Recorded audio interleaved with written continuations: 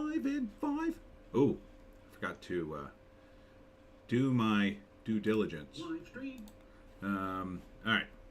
I got time real quick to do a live stream notice. First, I'm gonna find the link. People are so lazy. Except JEC. JEC will be here. I don't have to alert it. Here we go. So it's live on my channel there. All right, good.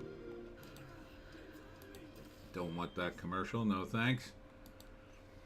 All right. So I need to alert everyone of the live stream. Let's go to Twitter.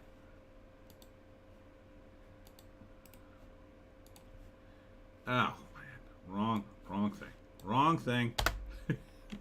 Wrong. Oh my God. JEC's already here. Hi. Ah, screw it. People will find it.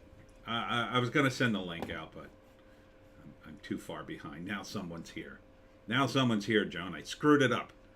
I'm sitting around going, I got 5 minutes. Should I screw around or should I do something? I should have promoted, but whatever. People know. I'll just write, I'm live on Twitter. I'm live. There we go. That's enough. That's all the promotion I'm doing today. Do so much promotion. Good to see you, JEC. So, what was my week like? What did I do this week? I did the Trainwreck Distillery, which was a fantastic appearance. I had my usual talk, and the way I do it is, it runs approximately 20 minutes. You know, talking about the Jersey Devil and the origins or whatever, and then I'll keep going because I have other stuff, like other South Jersey folklore. But eventually, like, sort of reading the crowd as I'm doing it, kind of getting a vibe whether or not they're interested, or like, I'd like to get back to my booze, thank you.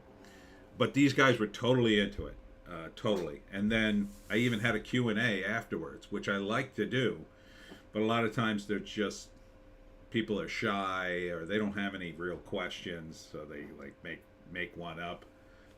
What do you do to write books? You don't have to ask me a question. If you don't really have a question, you don't have to make one up.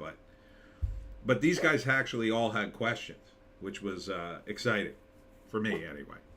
So we talked about, this was in Mount Holly, and there are some local folk tales that are very specific to Mount Holly, New Jersey, because it's an old town. And yes, John. All right, fine. You can sit on my lap. Oh, this is gonna make my dinner very hot in my stomach, but thanks.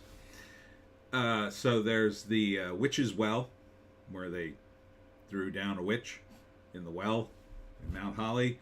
There's the Holy, Holy, Holy, one of my favorites. It's an altar in the middle of the woods. It just says Holy, Holy, Holy. And the legend goes that there was a woman cavorting with the Jersey Devil, and they chained them both up and stuck them inside the altar and sealed it.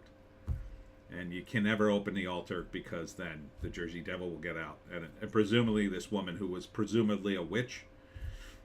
And then I found another one, because I like to look up ones local, which I did on a short.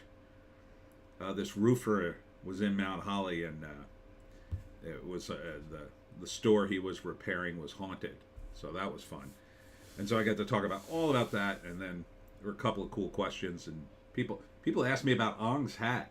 Ong's Hat is a deep dive in South Jersey folklore.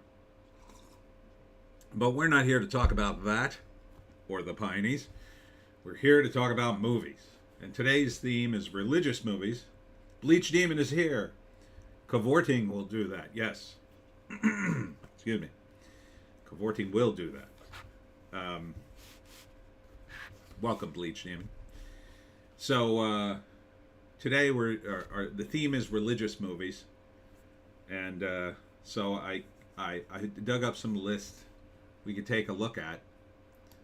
Now this is the top 20 Christian movies ever on the IMDb. So place your bets. The Passion of the Christ is number one. I could see that being number one. It's relatively new-ish.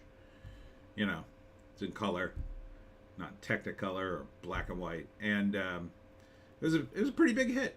Pretty big hit. I've seen at least parts of it. I don't think I sat through the whole thing. I think I watched the whipping scene because I don't know. It was like a thing for a while. Like, oh, see the whipping scene. It's brutal. Ah, okay. I mean, I don't mind those scenes in a movie because I know they're fake. In real life, I don't like that kind of stuff. But in a movie, I'll check it out. Ten Commandments. We're going to get to that. Number 2 is the Nativity Story. 3 is Ben-Hur. So that's like the one I expected to be on the list, but I didn't expect it to be number 3. I would expect the Ten Commandments to be in the top 3. Paul the Apostle of Christ. Jesus of Nazareth, which is from 1977. This is on a couple of lists. Something called Risen, and then 7 is the Ten Commandments. Risen, more about Christ. Silence, I don't know this one. In the 17th century, 2 Portuguese Jesuit priests traveled to Japan in an attempt to locate their mentor, who is rumored to have committed apostasy and to propagate Catholicism. Bleach Demon. The Ten Commandments, absolutely. I have watched that every year since 1990. Wow. I used to watch it every year. It used to be on, I guess, Easter. Is that when they show it, I think? Way back in the day. Like, this is the 70s. When you're a kid and there's nothing on TV, you end up watching the Ten Commandments. People don't, you guys probably aren't old enough to remember, but like that's kind of the way it was, right? No internet, no cable. So in the US, you had 3 channels, 3 networks, and a couple of local ones. Bleach Demon, yep. And so, like, if the Ten Commandments was on, that was it. Like, they'd put something on against it, but it would be nothing. It'd be like some old movie nobody cared about, or maybe it'd be reruns of some TV show that also nobody cared about. Like, that's kind of the way it was. When something was on TV back then, like, it was kind of the only thing on. Like, it was like, here's the thing that's on TV, and then here's everything else. Like, nothing. Like, you know. Stormy is here. Stormy Eyes, 1981. Hail all. Hail to you, Stormy. So, yeah, it was a different time. So, the interesting thing about it, too, as opposed to now, is you would watch that, and then you'd either go into work or school the next day, and everybody saw the same thing. So you were kind of all on the same page. So nobody would say, oh, what did you do last night? Because the only thing to do was to watch the Ten Commandments. Or, you know, I don't know, go to a bar or go out. But it was Easter. So, yeah, it's just an interesting way the culture here has changed. So now, like, I haven't seen the Ten Commandments in years and years and years. I mean, I could see it whenever I want, I assume. Because now we have all these choices, and I could just find it on a website. I'm sure there's a website called 10commandments.com that just plays it constantly. But, you know, I haven't seen it in ages. But it's a classic. Charlton Heston as Moses. Let my people go. The Young Messiah. Because, you know, everybody's sick of the old Messiah. Ugh. Who wants to see that again? Arden is here. Oh, and Carter Chain is here. Cedar Chain. I don't know why I said that. Hi, Carter. Hi, Arden. Arden says, hello, all. I'm slightly behind my woman. Best place to be, maybe. At Carter Chain says, at Bleach Demon, nice to see you, Dad. Are you really related, or you're just making a joke? Good, you're in, son. Well, thank you. It's become a family affair on my live stream. Well, that's nice. That's nice, since we're doing religious stuff. Arden says, hail to everyone. So yeah, the Young Messiah tells the story of Jesus Christ at age 7. As he and his family depart Egypt to return home to Nazareth. Told from his childhood perspective, it follows young Jesus as he grows into his religious identity. Okay.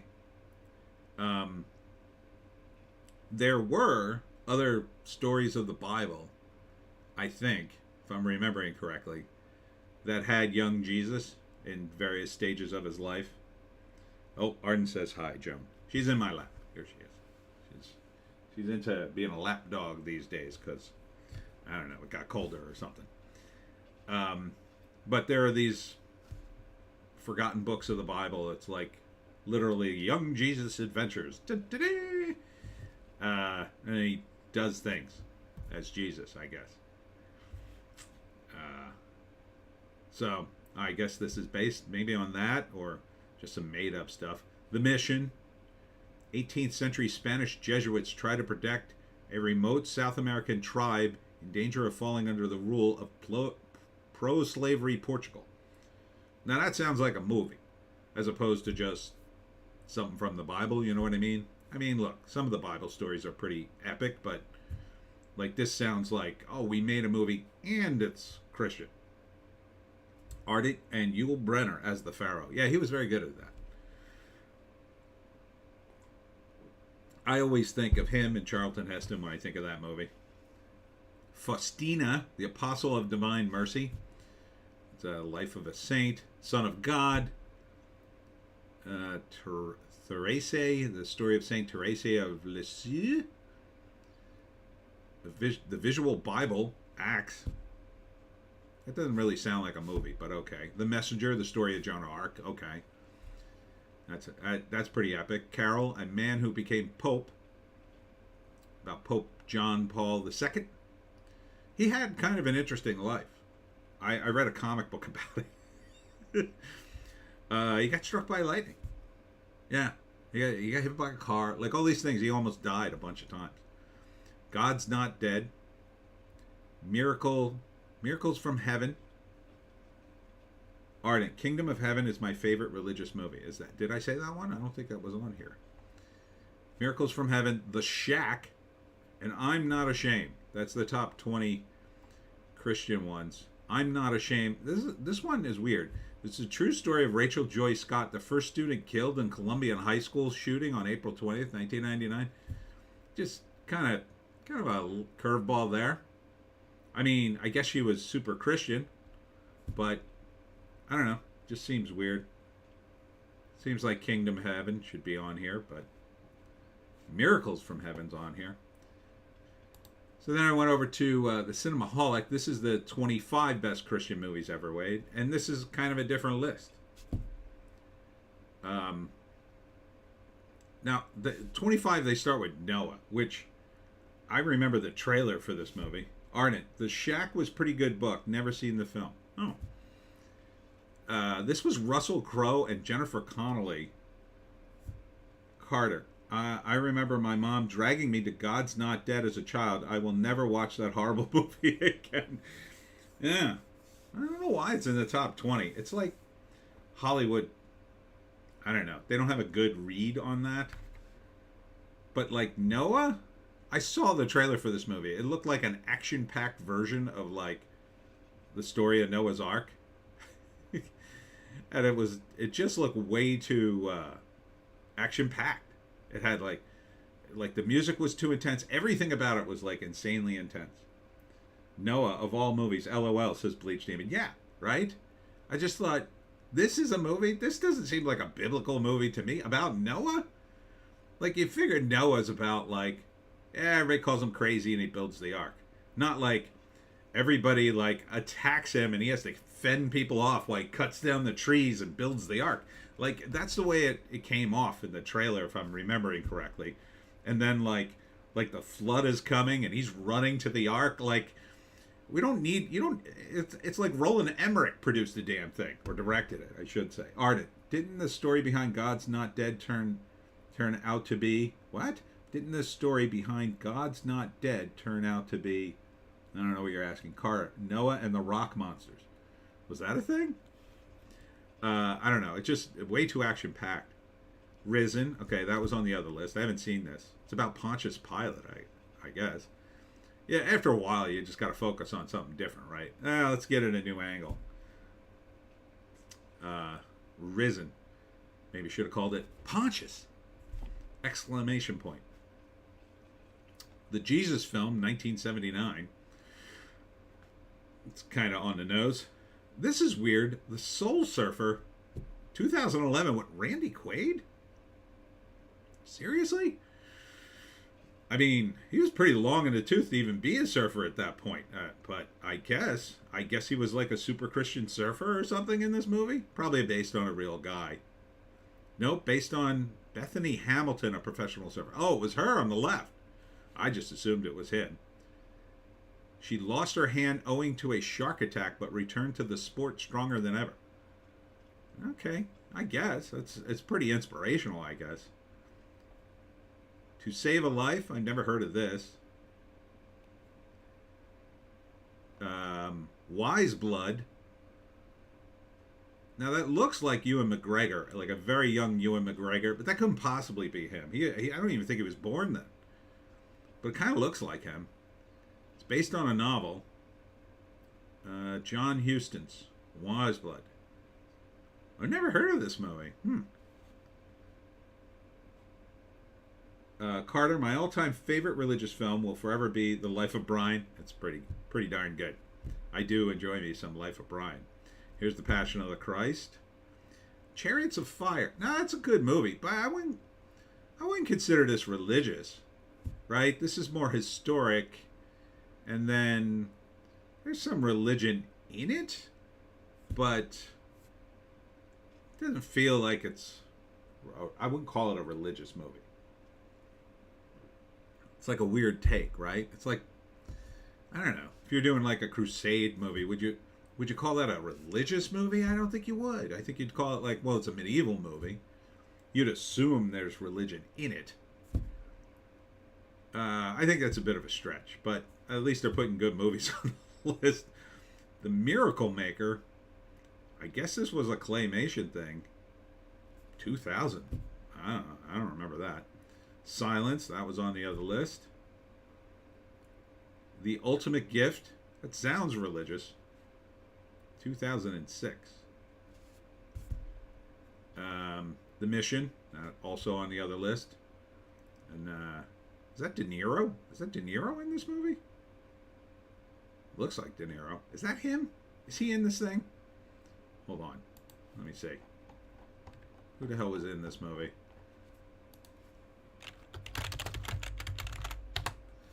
Yeah, it is De Niro. Oh, it's 1986. Okay. Huh. De Niro and Jeremy Irons. Jeremy Irons. Yeah, that's young De Niro. 86, sure. Okay. Huh. Oh, and it's The Last Temptation of Christ. Yeah, somebody had to say it. I mean, I don't know. I thought this was a pretty big movie at the time. You know? I don't know. Is it good? I thought it was interesting. Mildly interesting. I mean, at least he was trying. I mean, it got a lot of flack at the time. I remember when this came out. What was I? I'm 22. This came out. People were like, "Oh my god! Oh my god! It's what is he doing?" So, you know, it was interesting. William Dafoe as Jesus Christ. He didn't get too weird with it. Didn't get too weird. He could have. You know, William Dafoe. He could have been super weird about it. But, you know, he played it pretty spot on. He's got, certainly has the body for it, right? Like William Dafoe. He has that Jesus Christ, like, I'm half starved kind of body. Always in, like, every movie. The Hiding Places. Corey Sosner is here. Hey, Corey. Great movie. The Hiding Place. You're talking about The Last Temptation, I assume. Hiding Place I've never heard of. It's a World War II movie. Sergeant York.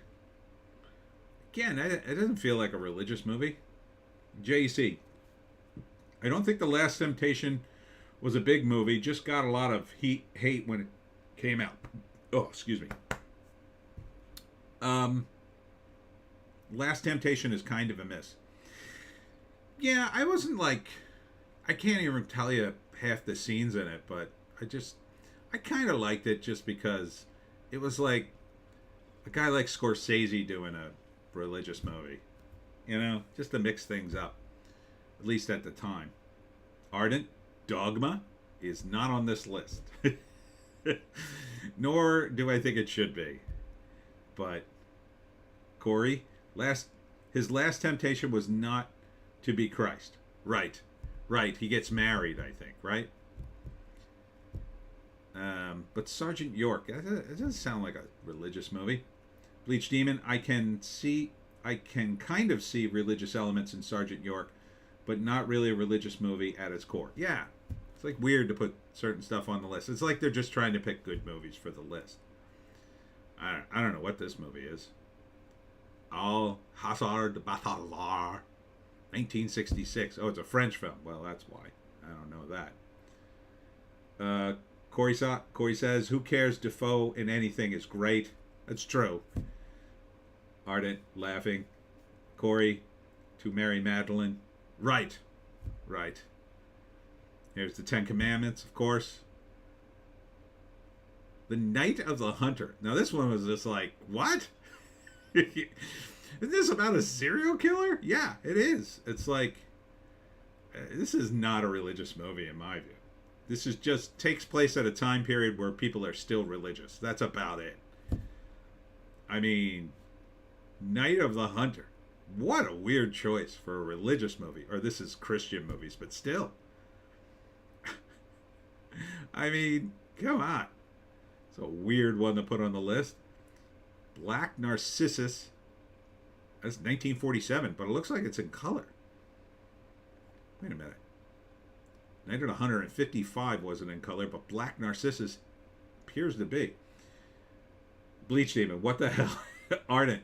Yeah, Defoe is like Walken. No matter how bad the flick, they rock. It's true.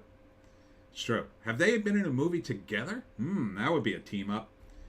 Corey, best movie of all time, Ten Commandments. It is good. We were just talking about how it used to be on TV every year. It was on during Easter, right? JC, the serial killer pretends to be a priest, basically. Night of the Hunter is a great movie, though. It is. I mean, religious? Corey, 1,000% Ardent. Yeah, it would be fun to see those two team up. Just like in a buddy cop movie or something. Bleach Demon, may as well add the Scarlet Letter to the list. Yeah. The Virgin Spring, I don't know this one. Ben-Hur, okay. Ben-Hur rating higher than the Ten Commandments, which is odd to me. I mean, Ben-Hur's pretty great, but the Ten Commandments, Hacksaw Ridge, I don't know. I'm not so sure this should even be on the list. I mean, kind of, I guess. Andrei Rublev, 1966. I mean, what a jump here, right? It's like 2016 and then 50 years later, or 50 years before. Here's this movie. I don't even know what this movie is. Or Pale Rider. Yeah, it's just like, you're just picking movies that took place in the past where people still went to church. The Seventh Seal, okay, sure. It's a very highly rated film. I mean, it has religion in it. Corey, Hacksaw Ridge, conscientious objector, ha ha ha ha, joke. Yeah, there's a few movies like that. Like, you might as well just pick any one of them. JC, the main guy in Hacksaw Ridge was super religious. Yeah, okay. But it's like a million movies like that. You know? Corey Sosner, Pale Rider's great. He was a preacher. Yeah. Pale Rider, Eastwood plays a priest. Yeah. But, like, it's not a religious movie. It's not about religion. I mean, I don't think so. Right? Like, this movie, maybe. The Seventh Seal, sure, I guess. It's about life, death, God, things. I mean, and then Jesus of Nazareth, 77, which is still in black and white. I don't think that movie was in black and white. I think that just must be the still. So, now these are all Christian movies. Again, the theme is religious movies. So, the IMDb does have a different list for the 100 religious films of all time. I won't go through all of them, but like it's weird, right? So those were the Christian ones, and then these are the ones that just, I guess, combine all religions. Carter, the fact that silence wasn't on this list proves the author knows nothing. I haven't seen that, but it's we'll see if it's on this list. I mean, you'd think, since it's the IMDb, and the first one's IMDb, some of those Christian movies will be in here, but JC, Pale Rider is about Clint Eastwood killing people. Not my favorite Eastwood movie. It has Sean Penn's fat brother in it. I remember. It's a Western. I mean, you'd call that movie a Western. Pale Rider's a Western. Maybe with some religious undertones, but it's a Western. I can't even think of a Western that you'd call a religious movie, really. Billy the Kid versus Dracula, maybe, because of the last scene. It's about as religious. Last scene, spoilers. Billy the Kid shoots Dracula with a bullet, but he put a little cross on it. And he shoots him through the heart, and he kills him. Bleach Demon. Whatever the list maker was on, I want far, far away from a keyboard. Ardent, Walken and Defoe, Basquiat, and New Rose Hotel. Is that a movie? Did they do something already? Here's the 100th religious movies of all time. Okay, A Promise is number 1. How's it? What? I don't know how they make these lists. Let's see. What's the order here? IMDb rating. Let's see. I'm going to switch up the order a bit. I guess that was alphabetical. Okay. Well, this makes more sense. JC, God's Gun with Lee Van Cleef. I don't think I've seen that. All right. Now, this one, it's about the ratings on the IMDb. So the first one looks like a Muslim movie. Farouk Omar. The Life of Umar Ibn al-Khattab, the second caliph of Rashidun Caliphate, before and after he embraces Islam. So that sounds very religious. You'd call that a religious movie. You may not, it may not speak to you, but, you can see probably why the IMDb rated it highly, because their audience would have definitely rated this very highly. I wonder how they shoot a movie about Islam. They can't show Muhammad, right? Like, that's a big no-no. I wonder if, like, there is if there's an okay... I wonder if it's okay to show him in a movie? Is that okay? I don't know. Corey, wife was watching some Lifetime movie last night. Jennifer Grey, she was playing a nut. Gwen Shamblin, holy F. First of all, JG looks like nothing she did, and this woman she's playing was a complete nut. Huh. Gwen Shamblin. Who's Gwen Shamblin? Lifetime movies. Well, they're all about nuts, right? It's about some woman who's crazy, or wives who lose their husbands on the Lifetime network. They either die or some woman seduces them, and then it's about... Well, there's always the woman's the main character, right? Corey, she started a prayer group. Oh, okay. Thanks for tying it into a religion. She started a prayer group to get rid of weight, sucked in a ton of people, and ended up... well, that sounds like a... So it was like a religious Weight Watchers. That doesn't sound like a bad idea. That sounds like some... I'll invest in that idea. This is not financial advice, by the way. I have to say that. It does sound like a good idea, though. But you can understand, I'm sure everybody who's Muslim would want to vote up a movie like this. I don't know if it's good. I mean, maybe it's great. But so thus the high rating. Corey, Getting a Church Unreal. She was huge in the late 90s. Died in a plane crash. Very interesting. JC, some woman that's crazy? Isn't that redundant? I'm just reading the comments, YouTube. Corey, genius. Ardent. Constantine? There's a lot of religion in that. Yeah, I guess. Let's see if it's on here. The Passion of Joan Arc from 1928. Jesus. You still have copies of this movie? I mean, Joan of Arc was... She probably had a cousin that was still alive. 1928. Holy crap. That's an interesting ranking. 8.2.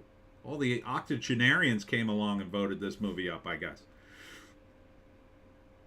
So that's number 2. Number 3 is The Message. That's also... No, wait. I thought that was Joan of Arc. It's another Muhammad movie from 1976. Now, again, I wonder what the rule is. So, I guess they can show a live-action Muhammad, but, like, you wouldn't be able to show him on the movie poster, right? Is that the deal? I think so. Corey, she was able to start her own church, and she was huge all over the TV, Oprah, and wherever. Whatever. If you have Lifetime, watch it. First of all, I can't believe Jennifer Grey looks like that. Come on, does she look that bad? Aren't The Messenger with Mila Jovovich. Yeah, that's the one with, but that's not this. This is from 1976. All right, now I have to look up Jennifer Grey. See what she looks like these days. Am I going to be shocked?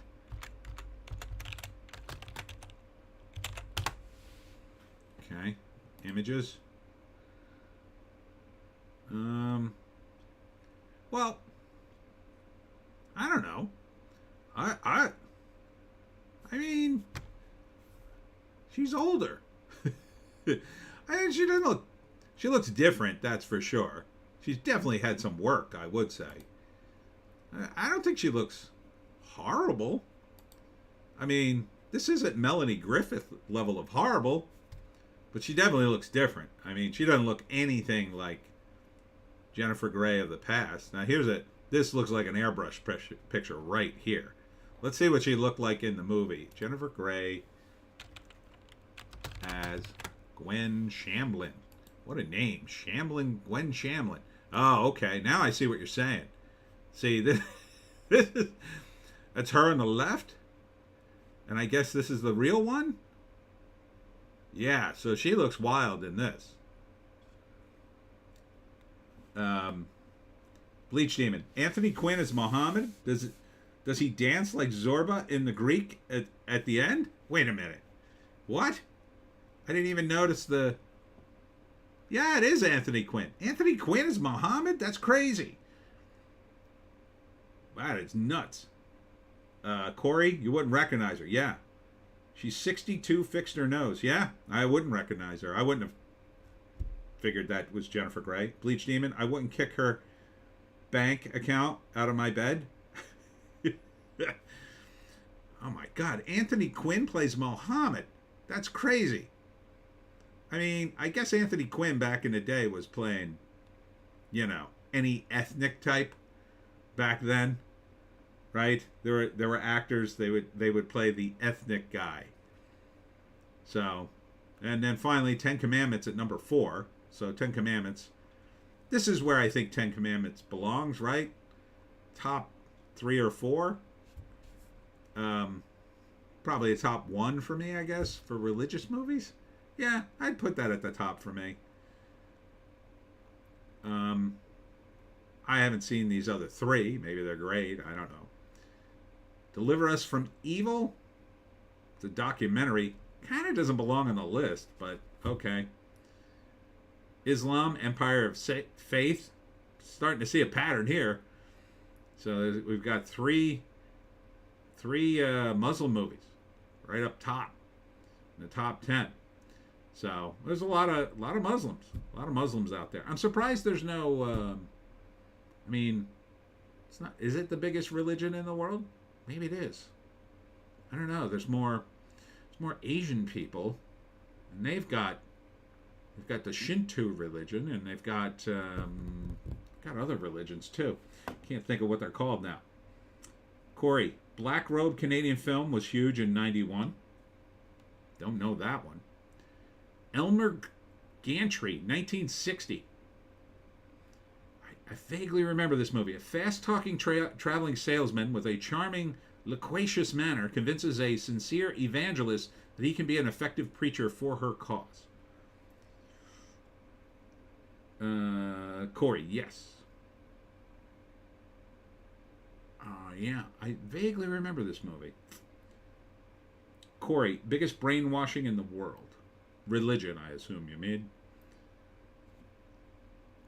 The Gospel According to St. Matthew from 1964. Oh, I heard of that one. The Gospel of St. John, 2003.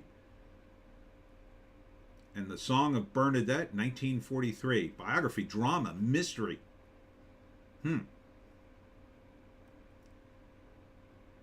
Okay. So, and it just goes on like that. All kinds of movies I haven't heard of. I don't watch a lot of religious movies myself. JEC, Siri says Christianity is still the biggest. Huh. Is it? I would have thought, oh, Hindu. Why aren't the Hindus on this list? I don't see any Hindi movies here. It's probably not international enough. There's Passion of the Christ at 19. Prince of Egypt. A cartoon. I mean, I guess that's religious. The further you get down on this list, I mean, here's the Jesus film. It's on here twice. Soul Surfer. Bruce Almighty. Oh, come on. That shouldn't be on this list. Corey, no Muslims. Well, I mean, I went through a Christian list. I guess you could go through a Muslim list. Probably, I guess you could do a Jewish list. But I would rate them by how much religiosity is in it, right? You know? If it's super preachy, then it would get a higher rank. But I'm sure there's movies like that we've never heard of. But the thing that kind of inspired this whole theme today was Fathom Events, which I kept looking at and wondering, is this where all the religious stuff is going? I don't know if you've seen Fathom Events. They're in like movie theaters, and it's like they're like outsourced content for certain chain movie theaters, is my understanding, right? So they take up a couple screens and they do these events, because now, like, Corey, Jews, ha ha ha, we're not 0.5% in the world. You're not? I would have thought there's more than that. It's only 0.5%.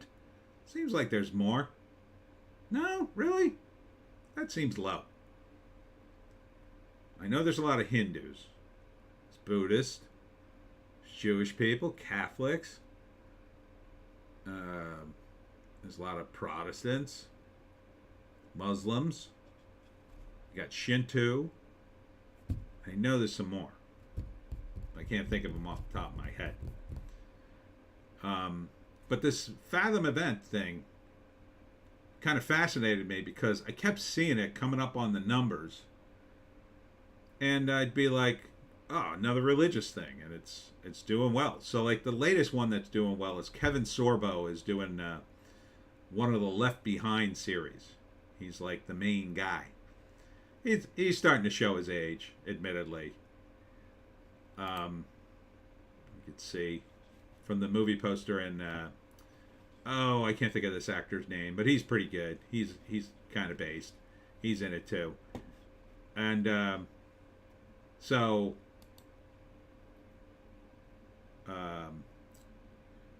Corey, no. Bleach Demon, The Science.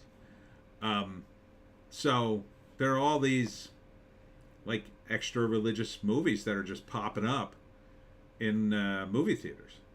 So like Minnie Pearl isn't religious, but like you could see how like Midwestern super religious people probably are big fans of Minnie Pearl because it's super wholesome, right? If you don't know who Minnie Pearl is, like, I don't blame you, because you're probably too young to know who she was on Hee Haw. She'd be like your Southern grandmother's favorite comedian. JEC, if you think about it, Christians are the majority in North and South America, Europe and Africa, Australia. China is atheist. Are they completely atheist? Because I keep hearing about them oppressing the church. I don't think religion is completely banned in the CCP, but it's definitely oppressed because I know they have Muslims and they oppress them, and I know they attack churches. But there is another religion other than Shinto. I can't think of what it is. Corey, what about Battlefield Earth Scientology? I mean, their numbers, I don't think they're that big. I think that's one of their problems, right? They don't have enough members. They have more real estate than they do members, is what I read not too long ago. Because their problem seems to be that they can't keep people in the fold. Corey, what about devil worshippers? That's a religion. That's true. It's definitely not a lot of them. That's like the religion people get for like 2 years when they're like, I don't know, 20, 24, just graduated college, and they're going to do something outrageous for like 2 years and take a bunch of drugs.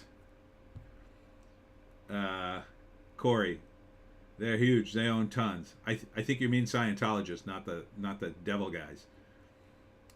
JC, Taoism. Yes, that's the one I was trying to think of. Taoism. That one's probably not that. It's probably not as big as even Shinto, but pretty big. I think it was pretty big at one time. But I'm not seeing any movies from those religions. Is my point. You'd think the Buddhists would make one, and Hindus certainly. Satanism is big in Hollywood, says JEC. I just think nothing's big in Hollywood. Just, it's the worship of the self there. And I guess you could say that's Satanism, but they just seem so wrapped up in themselves. Religion, it's the worship of somebody else. I don't want that. But this Left Behind kind of just, the Fathom events kind of fascinates me. You can see all these sort of religious movies, The Chosen, Lords, Left Behind, right? And then you get down here, and there's classic stuff like this opera, and then they're screening this Winnie the Pooh Blood and Honey movie. And I was just like, what? I guess these guys aren't religious. Like, who the hell is fronting the money for this Winnie the Pooh Blood and Honey? JC Zoroastrian? Yeah, that's pretty small, my understanding. That one's small. Like, who the hell is fronting the money for this Winnie the Pooh Blood and Honey movie? Like, I saw it advertised and I just thought, oh, some horror guys got together. They realized that Winnie the Pooh is in the public domain, I guess, and they're going to take it and F around with it and make a ton of money because people know what Winnie the Pooh is. Bleach Demon, with the way the lists are going, the movie Kasari would count as a Sikh religious movie. Yeah, Sikh. It's another one. Totally forgot about them. There's a beautiful Sikh temple. There's two of them actually right near me. They make some nice looking temples, I'll tell you. But yeah, this Winnie the Pooh, I just was flabbergasted. It's like, oh, these guys are getting super religious. They go, oh, Winnie the Pooh, Blood and Honeys, on Fathom events. It's like somebody's buying their way onto the movie screen with this movie. And then it goes right back to classics and religious stuff, or like harmless stuff like Thomas the Tank, or Thomas the Train and Friends, Mystery of Lookout Mountain, Casablanca, The Thorn, another religious movie. It's like Blood and Honey, Big Lebowski. I just don't get it. Corey, Siddhartha is a great book, and Keanu Reeves played in it. Oh, he did? I don't remember that. That must have been a while ago. Grease, they're playing Grease for the 45th anniversary. It's just weird. I enjoy a great religious movie, says Corey. I mean, I don't look for him. I just say, if it's religious and it's good, fine. I mean, sometimes it's good. JC, Fathom will play any nonsense. I think people rent the screens. They're middlemen. Oh. Good to know. We could just rent a screen, Corey, if we make a movie. Just rent the damn screen and put that movie out there. But man, what are they paying to shove Winnie the Pooh on the screen? I don't know, man. Um, Corey, Shomer Shabbos. I don't know that one. JC, I used to go see old classic movie with my ex Phantom um, would play. Huh. Corey Sosner, Big Lebowski was great. Yeah, that's a movie I can't believe they haven't done a sequel to, quite frankly. Especially right now, the way it's like sequelitis in Hollywood. You would have think they would have backed a money truck up to the Coen brothers' house and said, "We don't care, just do another one. We'll pay you anything you want." Because that would be a mega hit. You know that would be a huge hit, right? Oh my God, The Big Lebowski 2? It would be insanely big. Insanely. What else did I have here? Oh, and then there are movies that just feel religious, like this article said, A Knock at the Cabin feels like an extended pseudo-religious sermon, which doesn't bode well for The Cabin, if you ask me. The Cabin movie. But here are the numbers. So, I'm going to see how Knock at the Cabin did. 14.2 million. That's okay. That's great. JC, there's nowhere to go with Big Lebowski. I disagree. Because essentially what it is, it's a detective drama where the detective is a stoned hippie. I think you could just do another murder, another complex murder that he gets caught up in. Corey, he ran around screaming, "I'm Shomer Shabbos," ha ha ha, means he does Friday night Sabbath. Oh. Okay. I don't know. Doesn't sound like much of a movie, but I guess. So, Knock at the Cabin is king for this week, but you would expect that, I think. 80 for Brady is number 2 at 12.5 million. I gotta say, that one looked watchable. Not that I really want to watch it, but it looked like a fun movie with old ladies. I like Lily Tomlin. I mean, it's basically like a movie version of, the Golden Girls with another group of old ladies, essentially. Jane Fonda is the slutty one, by the way. So, and then this Tom Brady is like, "Oh, I think I might like being in movies. I might do another movie." I'm like, I don't know if you could act, Tom. I mean, in 80 for Brady, you're playing you, so I'm pretty sure you could handle that. But maybe, I don't know, not try to do everything. I mean, I guess whatever gets you to stop playing football eventually, but maybe just be the guy who sits on the sidelines and goes, "Wow, that was a great catch." And then Avatar is now at 3. Finally, this movie's dying. 10 million. So I still can't get over the money this thing made. Bleach Demon. Oh, The Traitor was typecast. Not sure what you mean. The Traitor was typecast. I'm not sure what you mean. JC, is tonight the Super Bowl? No, I think it's next week. Otherwise, I don't think Corey would be here.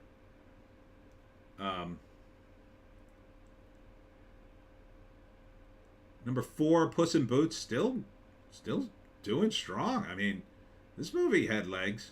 Puss in Boots. I mean, 151 million domestic, 200 million worldwide, basically. That's a pretty good payday, I think. Corey, Little Buddha was Keanu playing Siddhartha. The book was great. Siddhartha, not Little Buddha. JC, it's on the 12th. Yeah, it's next week. Let me just look at the totals on Avatar again. God.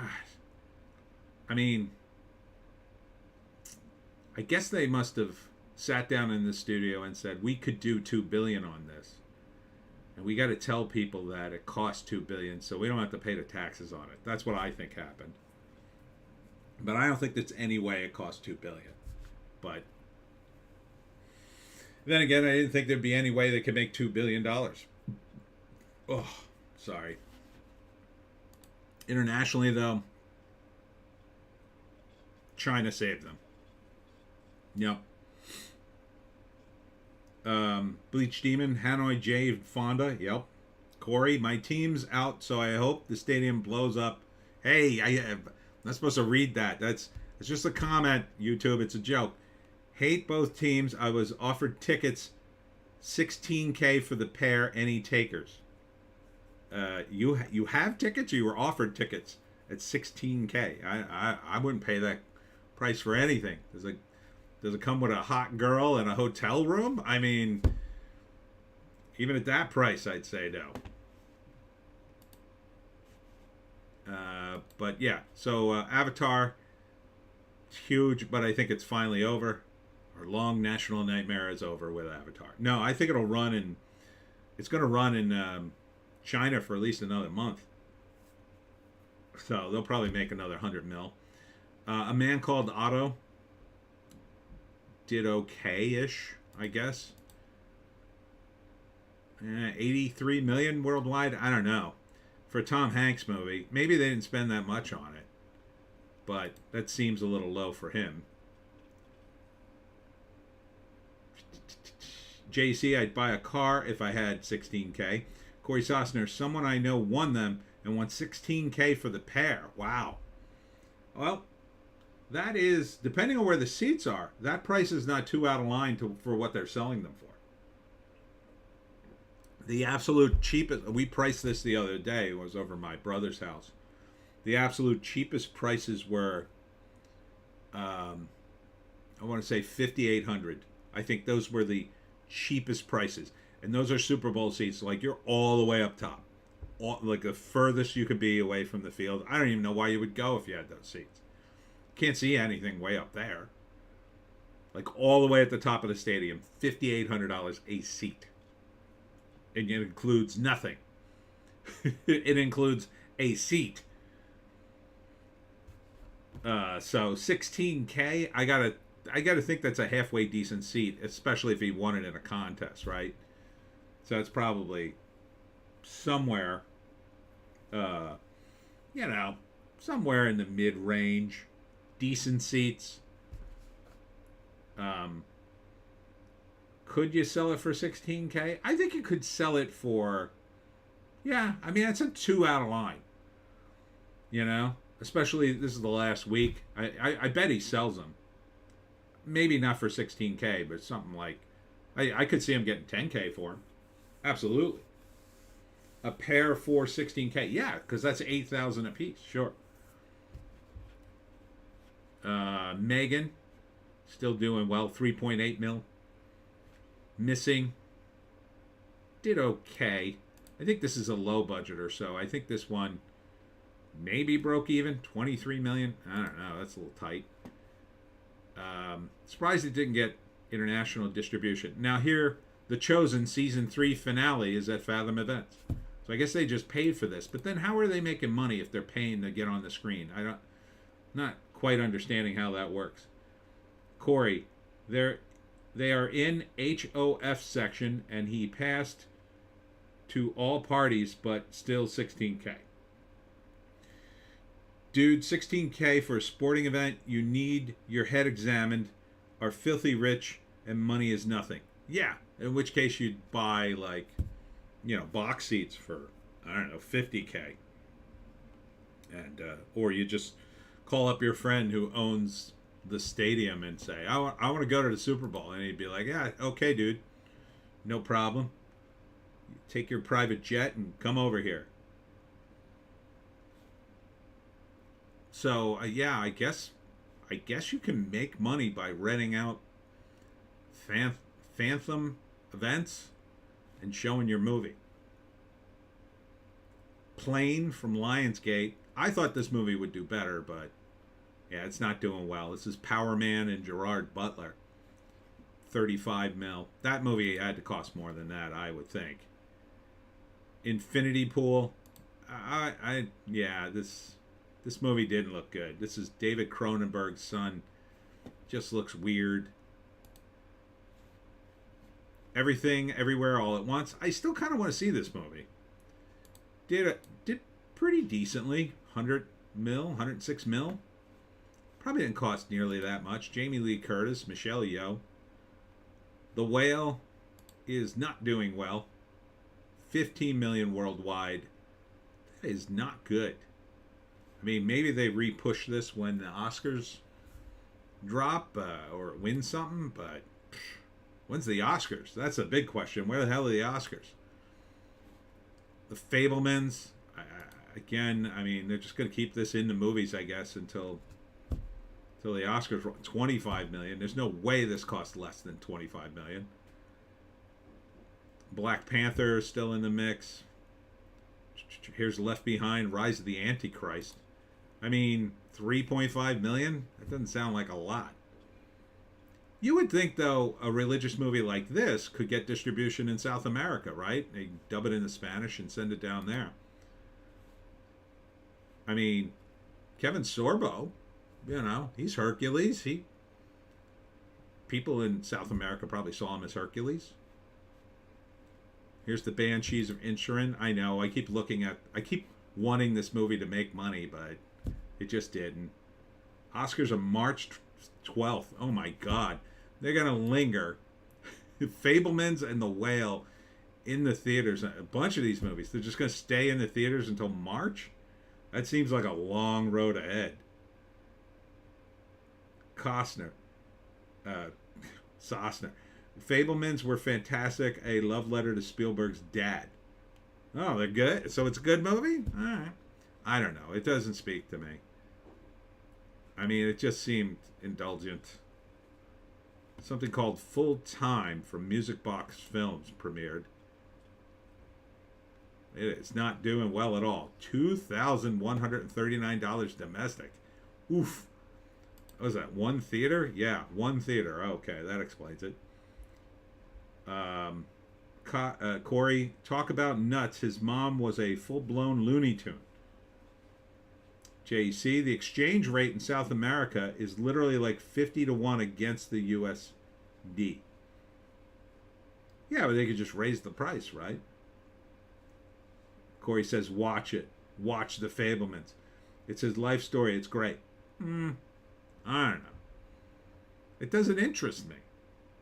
I mean, I kind of know a little bit about Steven Spielberg. Like, I know enough. He's a filmmaker. He's super famous. I like him. I just wish I don't know. I wish Spielberg would make something cool. It just seems so nostalgic all the time with him. So much sentimentality. You know? I mean, he's a great filmmaker, but I want him to make a fun film, and it just doesn't look any fun. It looks boring to me. It just looks boring. I'm not knocking the movie. I'm sure it's crafted wonderfully. He knows how to craft a film, but like, I wish he'd apply that to, you know, some fun movie. All right, so that's the numbers. JEC, 1 million South Americans could go pay to see your movie, and it would equal $1.25 American. It can't be that bad. Corey, you don't like him? He's a great director. Yeah, he's a great director. I'm tired of the kids' movies. Movies. No, it's good. J.C. Spielberg is an old man. He makes old man movies. All right, Joe. I gotta get you off my lap. Oh my God. I need a break, dog. Thank you. Yeah, I don't know. Corey, effing fun. That's what Spider-Man's for. Yeah.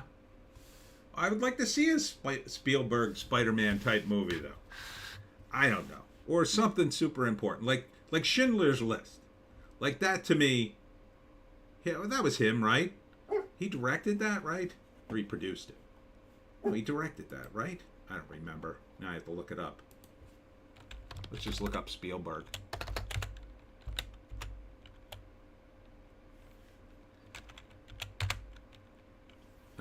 Steven Spielberg. Yeah, he produced Schindler's List. So, what is he directing? What is he directing these days? No, stop, Joan. Just shut up, Joan. This is producer, writer. I want to see director. No, Joan. Okay. So, director. Corey, yes. Who wants to see that? I Live That. Marcus Mumford, Cannibal? Oh, it's directing a music video. Okay, he directed The Fablemans, West Side Story, Woke Side Story, Ready Player One. See, like that looked way too sentimental to me as well. The way he did it, it just didn't look good.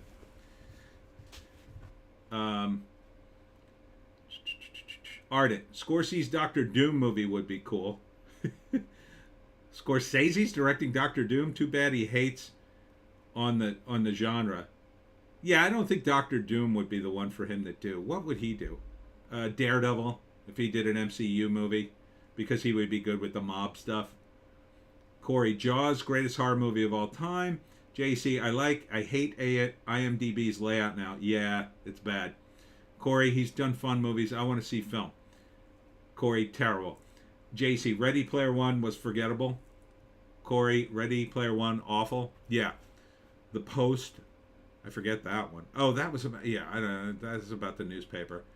The BFG, no. Bridge of Spies, Lincoln, meh. War Horse, the worst movie ever, as one reviewer put it. The Adventures of Tintin, A Timeless Call, Indiana Jones and the Kingdom of the Crystal Skull. And what more do you need to say? I don't know. Maybe it's time for him to retire and just produce.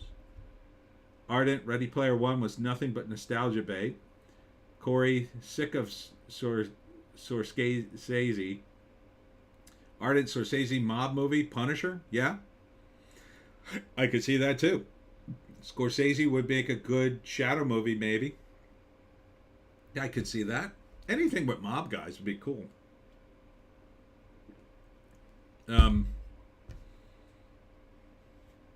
War of the Worlds, that was awful. Terminal, Catch Me If You Can, yeah, it was alright. Minority Report, not great. AI was terrible. I hated AI. Jaws, deleted scenes, The Unfinished Journey, Saving Private Ryan. That was probably the last good Spielberg movie I liked. Munich was okay, I guess. I think I saw Munich. I don't know. Lost World, Jurassic Park. Yeah, Schindler's List. I guess Schindler's List really is the last really good movie I liked. I like Schindler's List. You know what? I don't like a lot of Spielberg movies, as it turns out. Corey, no way. Keep him away from superhero movies. Frankenstein was a POS. Corey, no. Punisher, he should retire. JC, Spielberg hasn't done anything great since the first half of Saving Private Ryan. Yeah. Corey, Catch Me If You Can was fun. Ardent, AI suffered from Kubrick's loss. Yeah. Ugh. Corey, Munich is great. Saving Private Ryan, fantastic. Harry the Human Substitute, Arankar. Hi, Harry. Terrible Hollywood is why I watch anime. Welcome, Harry. Welcome. So, yeah, I don't know. There's Jaws. Really going back in time. Oh, he directed an episode of Dr. Marcus Welby, MD. He directed A Night Gallery. Look at all the stuff he directed. First thing he directed, The Last Gun, was a short. JC, Scorsese did a Frankenstein movie. Corey, Schindler's List, cut too close to home. Brilliant. Corey, yes, Bobby D was cast as Frankenstein. Well, we'll look that up right now.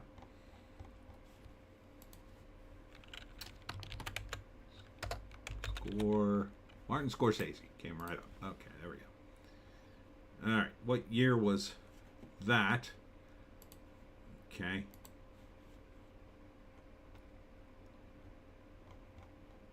All right, give me all the stuff he directed. That's what I want to see. There we go. It's called Frankenstein, right? When the hell was it?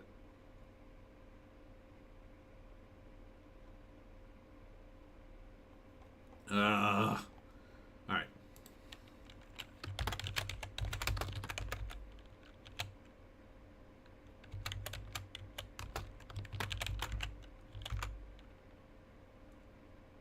Frankenstein.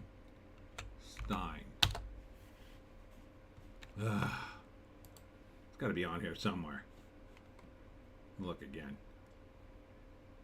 The Irishman. I gotta go to the bathroom so bad. That's why my concentration's all out of whack now. When was it? What year was it? Dennis Villeneuve doing a Bobo movie that could be interesting. Weird, but interesting. Corey, maybe it was KB. JC, oh, I think I remember that Frankenstein. I didn't realize it was a Scorsese movie. I don't think it was. Corey, sorry, but I know it was Martin was involved. It was Kenneth Branagh. Oh, okay. Mary Shelley's Frankenstein. Ah, right. Yeah. Yeah, he was a producer, I guess. Mary Shelley's Frankenstein. There it is. 1994. Robert De Niro. Kenneth Branagh. Okay.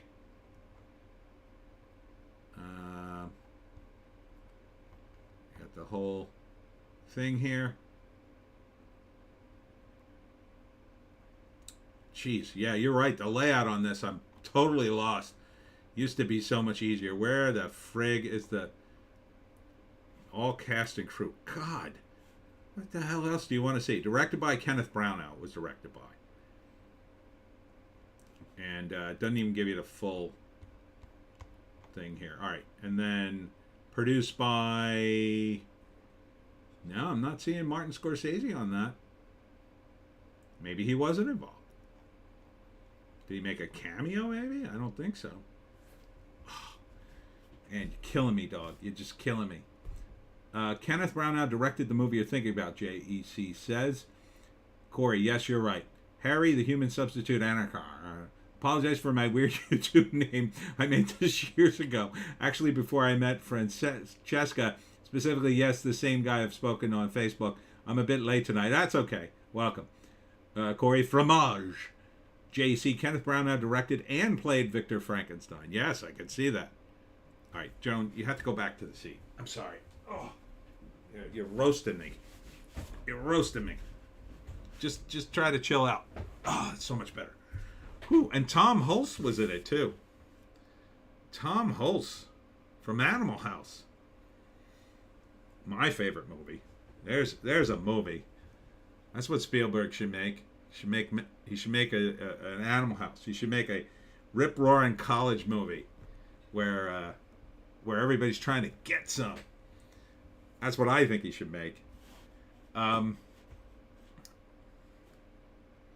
Corey, Ms. Frankenstein, stinker, he was banging that little chippy, his wife, went nuts. What's her face? I love her as an actor, but Martin had something to do with Bobby D getting this role. I remember when I was. Okay. I believe you. I mean, it's probably true. Harry, speech to text has slight inaccuracies.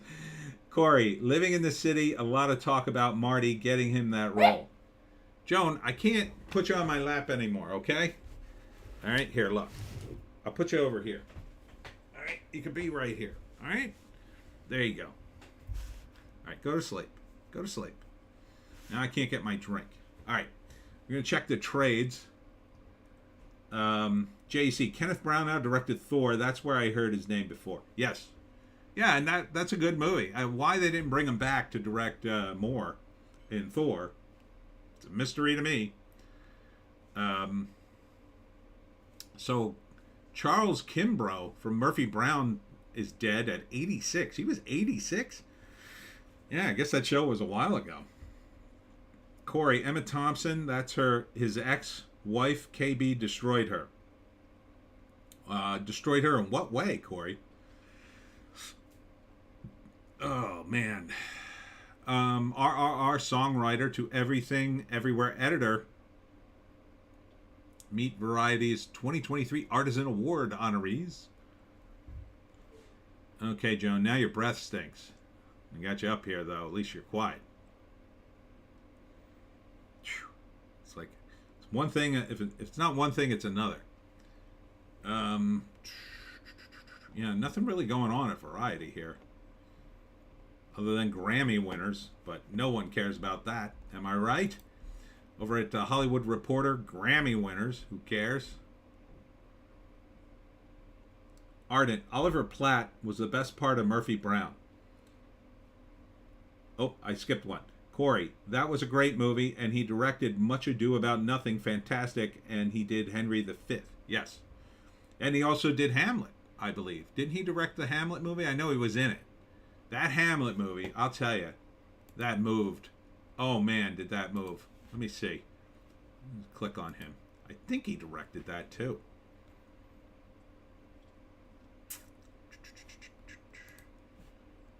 Macbeth. It was a while back. Here's Hamlet, yeah. Man, this was a good version of Hamlet. Yeah, he directed it. It moves. This movie's like 3 hours long, and it moves. Corey, she took that breakup extremely bad. I really liked her as an actress, felt bad for her. Oh, that's a shame. Harry, honestly, I can't remember the last movie I liked watching, but I didn't go to see without friends for S's and giggles. Most of them were normie superhero films until my friends hated that too.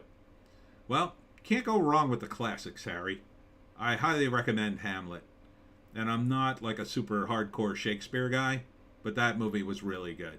Really well done. Yes, doggy. I'll pet you. How about that? If I pet you, oh my God. You gotta, it's like spinning plates trying to do this. Gotta make the dog happy as well. Corey, he's known for his Shakespeare renditions. He did them great. Yes, he does. Paul Rudd calls getting in shape for Quantumania so much harder than for Ant-Man 2. I had fallen off. I don't know. Is Paul Rudd really in that great of shape for Ant-Man? Just seems to be like Paul Rudd in a suit, right? I mean, I guess he'd have to be a little bit in shape. I mean, if he pudged up, that wouldn't be good. But, I mean, when you're a movie star, yeah, you got to stay in shape. What can I tell you? It's probably just an article to have something to talk about. You know? Because the movie's coming out. You got to talk about something. You got to come up with some stupid story. I think that's why these celebrities lie half the time or just make up a nonsense story about their past from like 20 or 30 years ago. It's just to get attention, right? It's like, well, nobody could check on this. I'll just say this horrible thing happened to me or whatever. And it'll help the movie. And then you never hear it again. That's how you know I think it's fake. When you never hear that story again. JC, they just CGI the muscles on them now. Yeah. I mean, they could. But like in the face, that's hard to do. Corey, he should do Silver Surfer movie because that's a total Shakespeare character. Paul Rudd. STFU. You're no Hugh Jackman. Roids. Well, he doesn't need to be for Ant-Man. Ant-Man doesn't have to be ripped. You know? Ant-Man could just be a normal guy. But, I mean, when you're in the movies, you should look good, right? You should be a little bit in shape. I mean, you have to slim down, a little bit. Because, yeah, he's making all that movie star money. I'd be eating myself. Oh, man, I'd be 500 pounds if I had that kind of money. Right, Joan? Oh, we'd be eating good then. Oh, yeah. Well, you ate good tonight. We had meatloaf. You enjoyed my meatloaf a lot, didn't you? That was good stuff. Good stuff. That 90s show was renewed at Netflix, if anybody cares. I don't think so. I don't know how it got renewed already. I heard it was trash, but except for the first episode was kind of cool. Anne Rice's Mayfair Witches got renewed. I heard that show was trash too. I don't know. Are these like the only shows left on TV? And then 1923 got a renewal, but I understood that because the Yellowstone thing is still hot. Harry, even normies said no to modern films, and yeah, classics are great. Explosions are not what entertain me, but the reason for the explosion, even if with the Titanic, it's just a dull metal scratching ice. The last part of that really didn't translate too well, Harry, but I get what you're saying. Yeah, just modern movies in general have been terrible. Corey, Jackman gets it. Even though he's miscast as Wolverine, he looked great in Days of Future Past, like Stallone in Rambo. Yeah, he did look good. I mean, he's going to do it one more time. I think that's about it for him. Corey, like an old 80s action hero is my point. Yeah, I mean, he looked good. But Ant-Man was never muscled out. So, I mean, plus he's going to be in a suit. You wouldn't even need to CGI the suit. You just give him the muscle suit. You wouldn't even have to be a lot of muscles, just like he's in shape. So really nothing going on in the trades much this week. A bunch of Pedro Pascal worship this week. I don't know. They love him now. They absolutely love this guy. I kind of can't stand him. I'm kind of already sick of him. He's in everything. But that's the way it goes, right? These guys get super hot and then they just put them in everything. Hugh Jackman was that way for a while. Like, he was in a few extra things other than Wolverine. None of them seemed to work out, though, except that one. What the hell movie was it? It's the one about the magicians, I think, I want to say. That was decent, I guess. I think I saw it. I don't remember what it was called. Harry. It all started out of pride to break a record. All that life lost for pride. That is how you do a story. It all looks dull compared to modern CGI, but it had more weight. Bleach Demon. Pedro seems overused. A less talented Liam Neeson.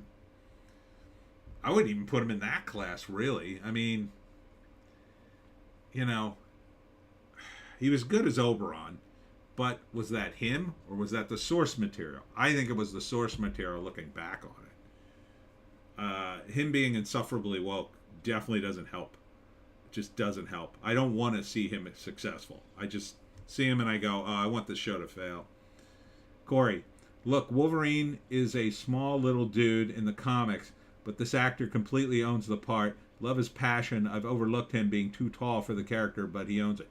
Yeah, and he looks like him. I mean, even though he's too tall, other than that, he looks exactly like him. No, Joan, I'm not letting you down. There's no way I'm letting you down this late in the broadcast. You're just going to have to sit here.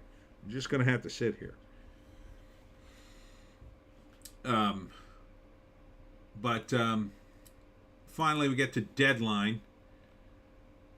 Inside the Rust criminal case and witness list. Full crew members from the troubled indie western. Corey, I'm like that with what's-his-face, Tom Hanks.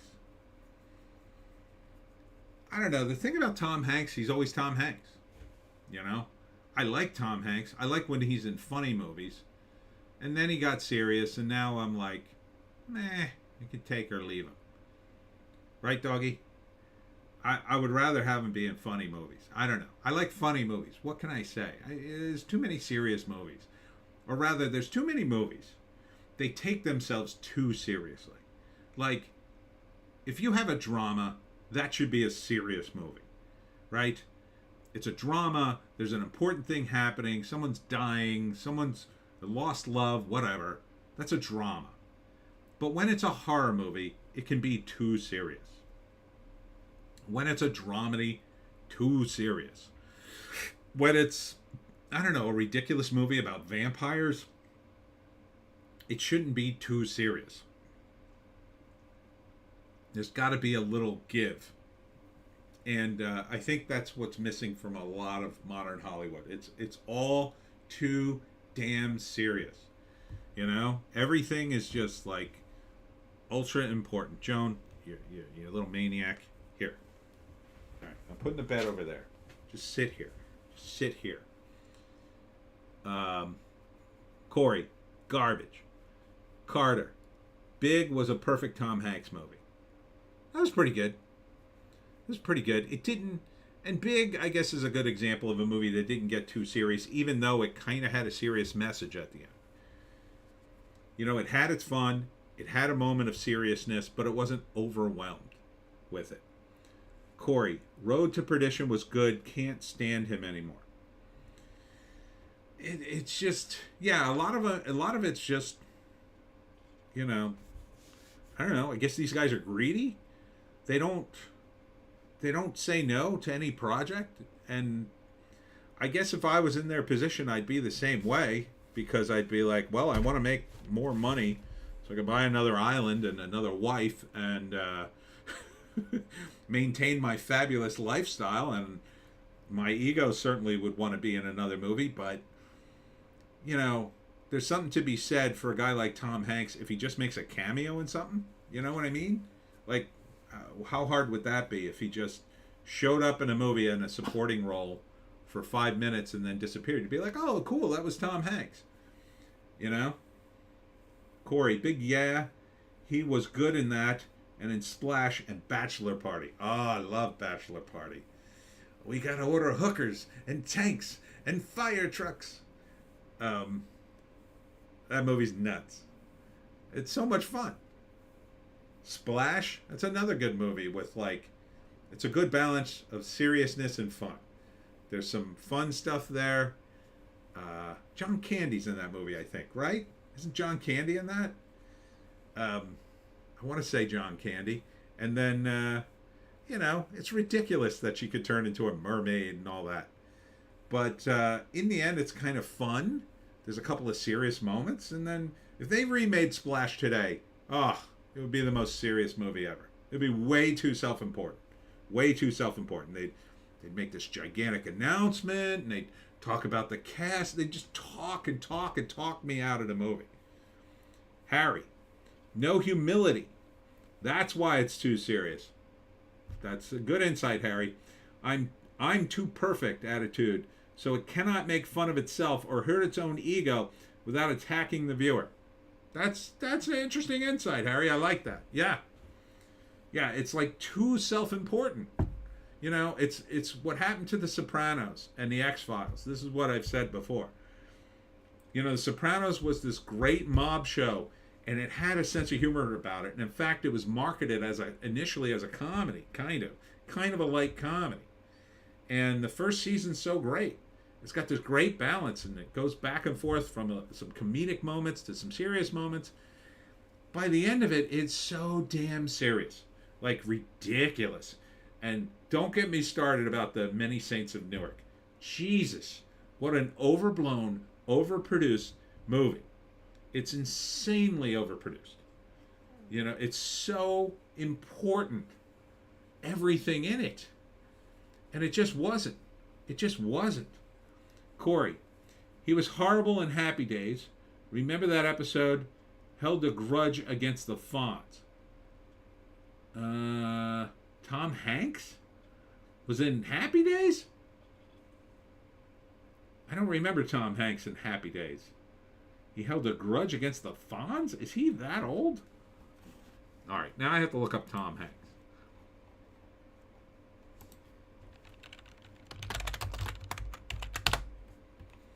Tom Hanks. There's no way I'm letting you down, Joan. Here he is as Mr. Rogers. That was a good role for him. All right. He came looking for Fonzie at Arnold's and wanted to beat up Fonzie with karate. This is Tom Hanks did this, you're saying. All right, let's see. Hold on. Actor. Give me the acting roles. I want to see the acting roles. Damn it, IMDb. You're screwing this up. Why don't you show me? God. Why the hell won't this show me? The acting collapse below. Oh, try again. Okay. There we go. Previous. My God.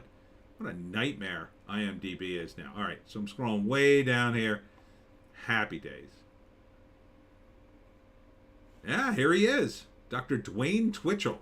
It was an episode of 1982. Man. I didn't remember that at all. Now, here's Splash. Was it John Candy's in Splash, right? Plays his brother, doesn't he? No, Eugene Levy? No, he's the scientist. Yeah, John Candy is his brother. Right. Eugene Levy is like the guy, the scientist looking for the mermaid. Okay. Oof. This is going to drive me nuts. JC, when was Bosom Buddies? That was 1980 to 1982. There were 37 episodes. And I'm waiting for that TV show to come back to bite him in the A. Because of the wokeness. To say, Tom Hanks will end up apologizing for Bosom Buddies. I'm sorry. It was a different time. It was the dumbest show ever. I mean, it's the stupidest show ever. It was just it was like him and Peter Scolari doing drag because they needed an apartment, and it was a woman's only apartment building. And so they pretend to do drag in order to get this great apartment, and then they get it. And of course, Tom Hanks' character falls in love with Donna Dixon, who also lives in the building, but he also becomes best friends with her as the woman character. And then eventually they I don't know, they say they're each other's sisters. Their different personas are sisters or something. Corey, yes. One of my favorite shows was hanging out with Erin Moran at a party, and of course I had to tell her I love that show and was a huge fan. JC, it was a Tootsie ripoff, basically. Yeah, kinda. I think Tootsie was actually after that. I think it was an English show that had been brought to America, but it was a pretty funny show simply because Tom Hanks and Peter Scolari were at their peak, and they were both very funny. They were bringing everything. They really brought their A game to that show. If you ever watch it, I used to watch it. I used to watch Happy Days too, but I didn't remember Tom Hanks in it. But then again, there's like how many 2,000 episodes of Happy Days, I think. Happy Days was on for 10 years. So, how many episodes?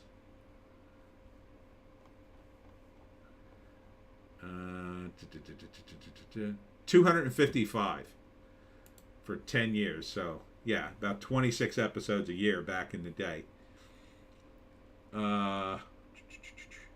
Harry, Tony, when was the last time you saw an actor say thank you to their fans? Tom Cruise. As where would they be without their fans? No, you need to thank them for acting. Some high school actors are better skilled. Harry, part 2. But they lack brand recognition. I typed that. Was that spelt right? Yeah, that looks like it mostly, except the end of recognition. It should be with a T instead of an N-I-O-N. Yeah, Tom Hanks just recently did that. But he's an old school guy, and compared to the current crop of Hollywood morons. Corey, she's like your big fan, eh? I said, yeah, asked me a question and she fired a bunch of questions and I answered them. She was impressed. And I said, yep, you're an HD nerd, a Happy Days nerd. Yeah, I used to be. I don't know if I'd remember. I remember a lot of it. I mean, I did see just about every episode, obviously, except the Tom Hanks one. JC, yeah, Tootsie was 82, I guess. Oh, Black Queen is here. Hey, Black Queen, you knocking in the cabin. Knocking at the cabin, I did not see. I don't know. I have mixed feelings about it because it does take place in South Jersey. But the movie doesn't look good, and it stars Dave Bautista, who's kind of annoying me now because he's insufferably woke. But I do like Dave Bautista as Dax, but Knock at the Cabin looks very serious, like way too serious. I don't like the premise. The premise is there's this gay couple and their daughter are on vacation in the woods in a cabin. So then Dave Bautista and his young followers in a cult show up and say, if one of the two men say to them, if one of you doesn't kill the other, the world will end, or something like that. And it makes no sense to me. So it feels very contrived to me. Corey, poor girl died not too long ago after that. Fen Johnny? She was a fun chick. Saturday all night talking about that show and her times acting on it like freaking Chachi. Harry, it is rare is what I meant, and me saying pays have better acting than probably Hollywood. Also rare, but it has happened before. Queen, I mixed feelings too on Knocking at the Cabin. Harry, oh no, the cabin sounds bad as Velma. Corey, if I ever met Scott Baio, I'm calling him Chachi. Instant fight, but he's Chachi. Yes, he is. Corey's my age, by the way. And so he knows Happy Days. A lot of you are going, Happy Days, Happy Days. What the hell is Happy Days? But that was the Fonz. And Chachi was Scott Baio. And yeah, it's an old show. It's an old show. It's an old show from the 80s about the 50s. And it was like super popular. Super popular at the time. Let's see, 82 was towards the end of the run. So that must have been long after Ron Howard left the show. Queen. F. Velma. The... F. Velma, the Mindy Ma. I'm not sure what you're saying, Queen. But yes, Velma is terrible. Harry, shut it down. Shut the cabin down. Corey, he's another kid actor I liked growing up. He did all those ABC after school shows. The Boy Who Drank Too Much, James at 15. Yeah, he also did, what was that movie? Die Laughing? I think he did that. And he did a few movies like that at the time because he was so popular. Chachi was one of those guys. He used to have this magazine called Team Beat. I think they still have it. But that was the magazine like young girls read for teenage heartthrobs. And Corey, best show in the 70s. 70s Tony. Yeah, that's me. 70s Tony. But yeah, so Chachi, he's like my age. And you know, he was like a heartthrob then. And they kept putting him in these like, you know, summer camp movies and stuff. Fierce apathetic Black Queen. Knocking at the Cabin is gay apocalyptic. Yeah, I guess. I don't know what the gay stuff has to do with it, but that feels like it got tacked on, right? But it's based on a book, so maybe not. I don't know. Maybe the book explains it better. That sounds like a concept only a book could properly explain, and a movie would kind of gloss over to get to the part. Kind of like, you know, this is what I hate about premises like that. So you have this premise like, if one of the gay guys doesn't kill the other gay guy, the world ends. Which is like this ridiculous premise. But what they're going to do, and this is just my guess, they're going to gloss over that to get to the meat of it, which is going to be the drama. Well, should I kill you or should you kill me? Maybe I'll lie down and die, and then you could kill me easier. Oh no, I don't want to die. You should be the one that lives. Like, they gloss past the fact that the whole setup is stupid just to get to that argument. Harry, wait, my meme. This meme fits Velma and the cabin. Check Facebook messages now or later for the meme. All right, I'll check that later. So yeah, it just seems like such a setup that just shouldn't be. Here, I'm gonna call up Knock at the Cabin. Take a look at this damn thing. Knock at the Cabin.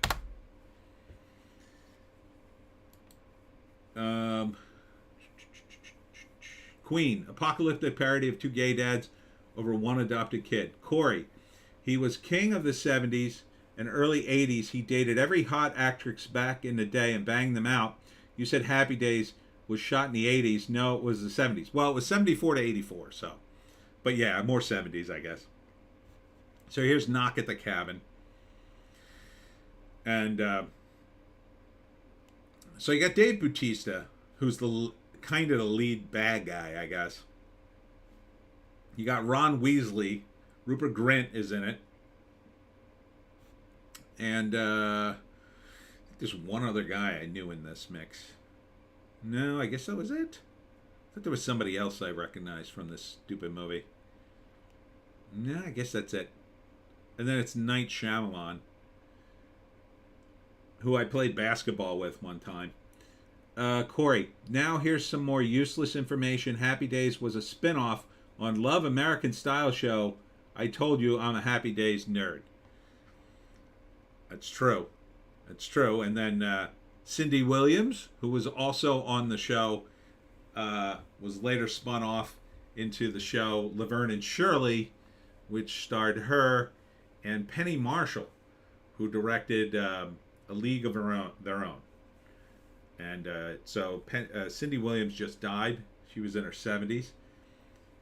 Bleach Demon, Knock at the Diversity seems like some SJW wet dream of evil religious people. Yep, that's what it seems to me. See all the weapons in the picture here? Here, look at this picture. There's Dave Bautista with a giant axe. This dude's got a pickaxe. Rupert Grint has a shovel, and the girl has looks like a double-bladed axe. Corey, jumped the shark after he literally jumped the shark. Yeah, that's where that term comes from. Jump the shark comes from the Happy Days episode where Fonzie, late in the series, had to water ski and over a shark, which was a 2-part episode, if I'm remembering correctly. And yeah, that was really late into the series. Well, I guess that was peak Happy Days. That's about where it. Yeah, I mean, Jump the Shark, it peaked, and then everything after that, like, that's when the show started to like fall apart, right? I guess Ron Howard left not too long after, and then it was basically just Henry Winkler being Fonz after a while, wasn't it? Corey hated that show, and Penny Marshall was a freak. Met her, wasn't a fan. A freak? How was she a freak? Black Queen. How many LGBTQ characters in current Hollywood? Oh, God. Well, I don't know. We don't have time to count all those. Corey, he jumped the shark in 1977? He did? Well, that's relatively early in it then. When did Ron Howard leave this show? I don't know. These are questions no one cares about but me and you. Corey, you really are a Happy Days nerd, Corey. 1977. Happy Days jumps the shark, and Star Wars comes out. So we had Star Wars. No, Joan, I'm not letting you down. You understand?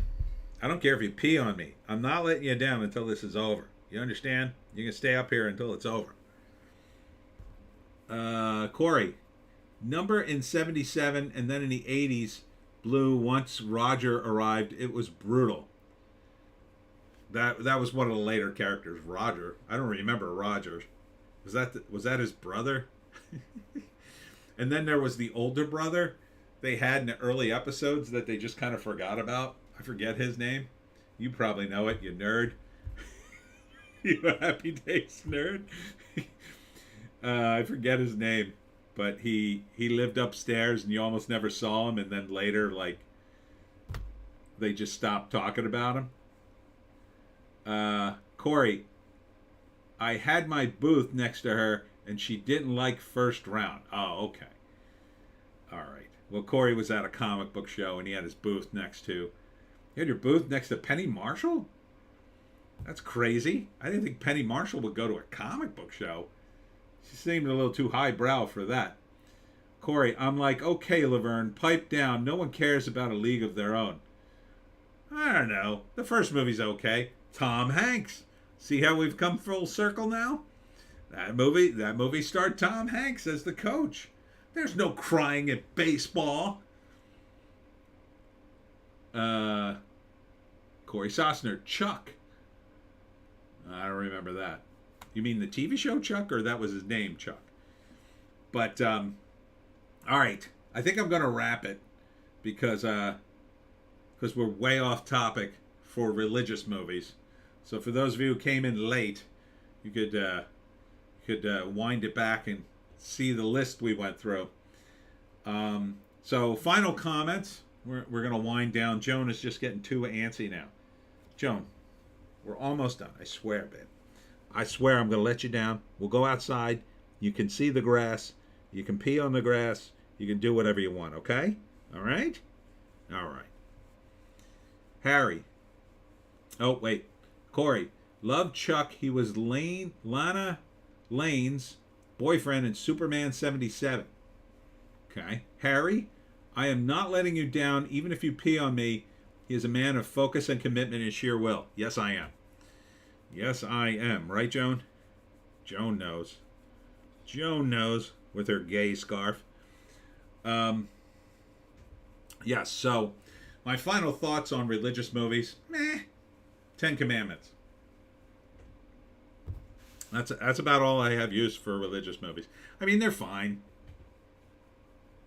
Corey, you're still talking about Laverne. F her had more fans coming to my table than her. Yes, Chuck is his older brother's name. Oh, Chuck is the older brother. Oh, okay. Yeah, Joan, you snotted on my hand. All right, now we're definitely wrapping up. Bleach Demon, the Fawn's religion, where thou shalt sit upon it. I remember that from Family Guy. Even then, I thought that joke on Family Guy was too old. Like, I watched it and I laughed and I thought, wait a minute.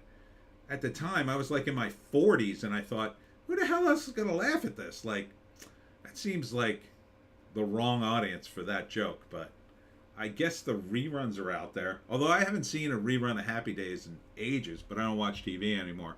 Black Queen, can you request reviews? Which one? Knocking at the Cabin and Velma. Well, I did do a review of Velma. Knocking at the Cabin, I don't know. I don't want to go see it. I might have to because it does take place in South Jersey. So I might go see it just for that. To see how, to see them mention the Jersey Devil. I'm sure they mention the Jersey Devil in it. So I might go see it.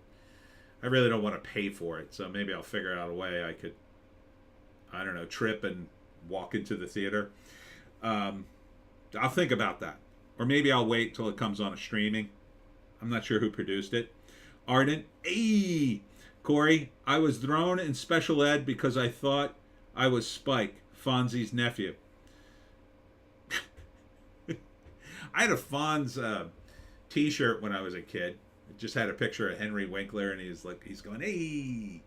Because that was a thing in the 70s, late 70s or 80s, whenever it was. Black Queen, see ya and peace out. Nice stream. Peace out to you. Thanks for tuning in. Corey, hey. Feel free to clip that. Hey. I'm Italian. I could do it halfway decently. Although, I don't think Henry Winkler's Italian. Winkler, that's not Italian, but that's probably not his real name. I do like Henry Winkler as an actor, though. He's really good in Barry. If you've ever seen Barry, he's great in that. And he's great in Arrested Development. He doesn't have a big part in that. Corey, many thumbs up. Thanks for stopping by, Corey. All right, Lil Joan, you gonna say goodbye? You say goodbye? Oh boy, she's kind of mad at me. All right, thanks for tuning in. What's coming up next? Bleach Demon, great stream. Harry, leave the cat alone. What's coming up next? Let's see. Next week, live stream. Looks like I'm clear for the live stream. It is Lincoln's birthday, so maybe we'll do something on Abe Lincoln and Abe Lincoln movies. Top 10 Abe Lincoln movies. I have this week is library week for me. I'll be at a bunch of libraries in South Jersey. Ardent, take it easy, brother. See you next week. See ya. Corey, 70s. You idiot, not the 80s. He's Jewish. Yeah, you know, the Jews and the Italians, we get along. We're very close.